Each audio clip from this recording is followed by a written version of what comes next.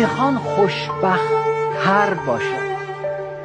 ارسطو میگه انسان اگر بخواد خوشبخت باشه مشکلی نداره، میتونه با کمترین آرامش و قانع شدن به کمترین ها اون خوشبختی لازم رو به دست بیاره. ولی بدبختیش از نقطه‌ای شروع میشه که میخواد خوشبخت‌تر باشه، خوشبخت‌تر از همسایه، خوشبخت‌تر از برادرش، ثروتمندتر از دیگری، داراتر از اون. این ترک میاد وسط، این فرد حالش بده.